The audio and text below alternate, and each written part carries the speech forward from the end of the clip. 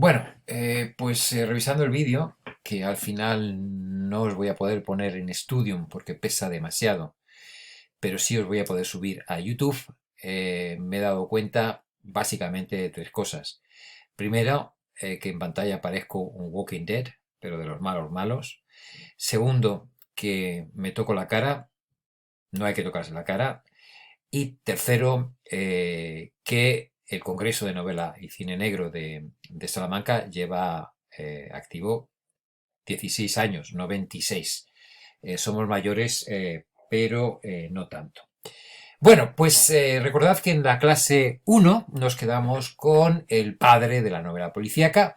Si Edgar Allan Poe era el abuelo, el creador de la semilla, sin lugar a dudas, Sherlock Holmes es el principio, el gran principio, el gran epicentro de la novela policíaca. La primera novela de Arthur Conan Doyle es en 1800, se publica en 1887, como os decía antes, y es Study in Scarlet. Aquí vemos la primera aparición de Sherlock Holmes y es muy importante porque hay dos detalles importantes. Por una parte, que cuando Watson estrecha la mano de Sherlock Holmes, descubre que es un hombre con bastante fuerza. Es decir, parece un tipo delgado y algo débil, pero no, la mano tiene fuerza. Y en segundo lugar, que se lo encuentra en un laboratorio, que Sherlock Holmes está ahí rodeado de material de laboratorio. eh, y su primer aspecto es el de, efectivamente, un científico, un hombre de ciencia, que está buscando un elemento que precipite la hemoglobina, es decir, un elemento que al ponerse en contacto con la sangre la haga cambiar de color para que se sepa siempre que los restos encontrados en el lugar del crimen son efectivamente sangre y no otra cosa. O que al investigar las ropas de un sospechoso y aplicar ese componente, pues se sepa que esa mancha es de sangre. Esto es algo que ahora vemos mucho en los CSI, ¿no? Cuando aplican esa lucecica para saber si hay restos de sangre, sangre y no. Mucho se ha escrito sobre Sherlock Holmes y tenéis algún enlace en Studium sobre su historia. Como digo, su autor es Sir Arthur Conan Doyle, un tipo ya de por sí bastante peculiar, que era médico, de ahí ese afán de dotar a su detective de ese halo científico que vemos. Y él ha reconocido que su fuente de inspiración era un profesor suyo de medicina que se llamaba el doctor Joseph Bell.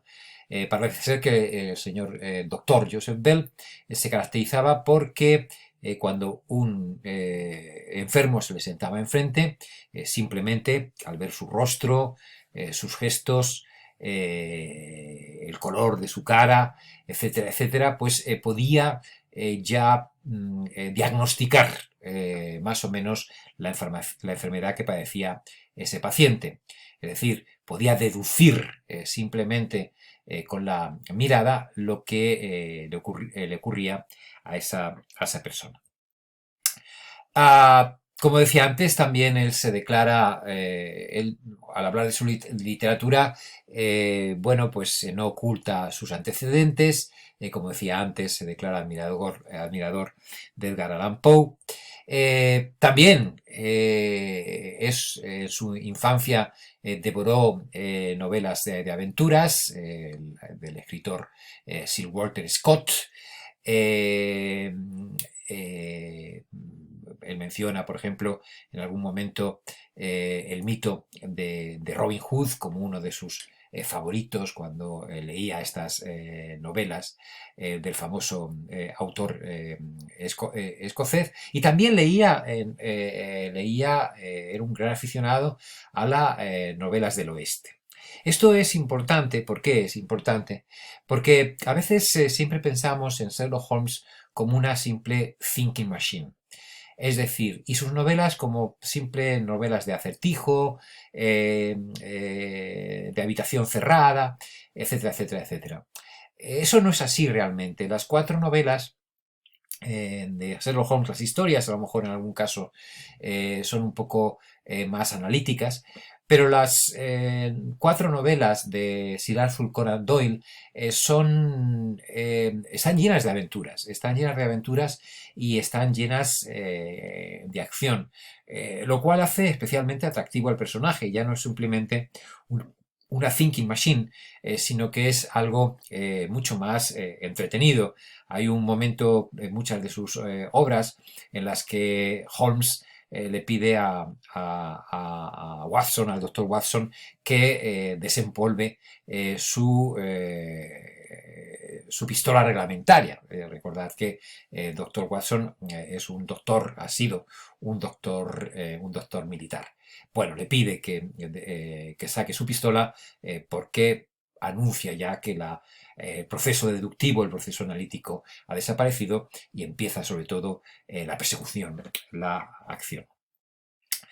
Otro antecedente de Sherlock Holmes es un famoso inspector de Scotland Yard llamado Mr. Witcher, que también se dedicaba, en vez de ir dando mamporros por ahí o ejerciendo la intimidación para resolver los casos, a aplicar su capacidad analítica, su capacidad de observación, etcétera, etcétera, etcétera. Ahí tenéis en la diapositiva una miniserie dedicada a este Mr. Witcher, que es bastante interesante.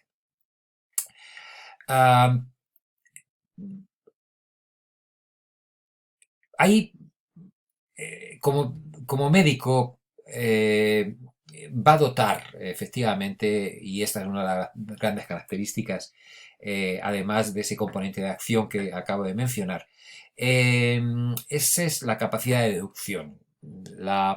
Que la razón, el hecho de que como científico, la razón, la insistencia en detenerse en los hechos y en probar los hechos es el gran arma del investigador.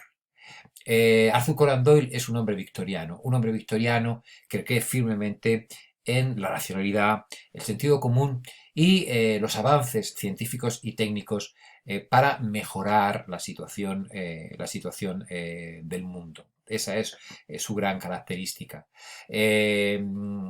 El primer encuentro de Holmes con Watson lo explica claramente, ¿no? Simplemente por el color de la piel, por la forma de moverse, es capaz de deducir una serie de cosas que Watson hasta ahora simplemente no le ha comentado.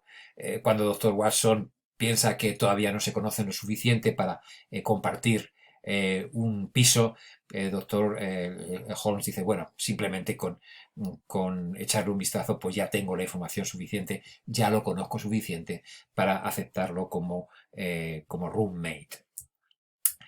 Entonces, una de las grandes aciertos de Holmes es continuamente esa capacidad para ir dejarnos pistas sobre su gran capacidad analítica, su gran capacidad deductiva. Por ejemplo, hay ya momentos míticos en su literatura. Hay un momento en el que el doctor Watson y Holmes llegan a una casa donde se ha cometido un crimen y Holmes comenta, "Is there any other point to which you would wish to draw my attention?" Y Holmes dice, "To the curious incident of the dog in the night time. The dog did nothing in the night time." Bueno, esa es, perdón, esa es, esa es la pista. Si mientras se cometió el crimen el perro de la casa no hizo absolutamente nada, durante la noche es porque quien cometió el crimen, más que probablemente, era un miembro de la casa, alguien a quien el perro conocía. Si hubiese sido un extraño que entró en la casa por la noche, el perro al menos hubiese ladrado o intuyendo de alguna manera el peligro. Otra de las famosas frases de Holmes es "When you have eliminated the impossible, whatever remains, however improbable, must be the truth". Es decir, no se puede descartar todo de una investigación policíaca, excepto lo imposible. Puede ser lo improbable, perdón, pero si te queda simplemente eso, esa es la gran solución. Bueno, pues todas las adaptaciones de la saga de Sherlock Holmes pues abundan en eso. Por una parte, su capacidad de deducción, su capacidad para en segundos determinar lo que ha ocurrido en la habitación de un crimen o en el escenario de un crimen, pero también ese componente de acción, de movimiento, que hace de sus obras una mezcla de deducción y aventura muy más que atractivas. Aquí tenéis algunos de las adaptaciones que se han hecho, desde las más clásicas, como la que tenéis arriba en blanco y negro, la de Elementary, que algunos de vosotros conocéis, los Blacksters protagonizados por Robert Downey Jr., también las clásicas de la BBC protagonizadas por Peter Cushing, y probablemente las que hoy en día se consideran las mejores, que es la serie de la BBC Sherlock. Bueno, yo a ver si tenemos tiempo y nos podemos reunir otra vez todos, y os comento mi opinión sobre estas series, que tienen la virtud de adaptar las historias de Arthur Conan Doyle a un contexto contemporáneo. Es decir, no reinventan digamos, no se inventan las historias, sino que reescriben las historias clásicas de Sherlock Holmes, situándolo en un Londres del siglo XX. Todo está en Sherlock Holmes, está salpicado de hechos históricos, por ejemplo, la masacre en Afganistán, en la que estuvo presente el pobre doctor Watson, y todavía mantiene, de la que todavía mantiene secuelas, que Holmes evidentemente advierte nada más verlo. Sherlock Holmes se ha convertido ya en un icono, y ahí tenéis la dirección del famoso museo, que no está situado en el 221B de Baker Street, pero el museo todavía recibe ese nombre. Y aquí están las cuatro novelas que escribió. Escribió muchas otras historias, pero aquí están las cuatro novelas dedicadas a Holmes: Studying Scarlet, The Sign of Ford, The Valley of Fear, and of course, The Hound of the Baskervilles. Vamos a ver si esta es la novela que podéis ver y que os puedo colgar en Studium. Bueno, lo dejamos aquí. Esta sería la segunda clase dedicada a Holmes, del que espero que podamos hablar en el futuro, y os emplazo para una tercera clase. Hasta luego.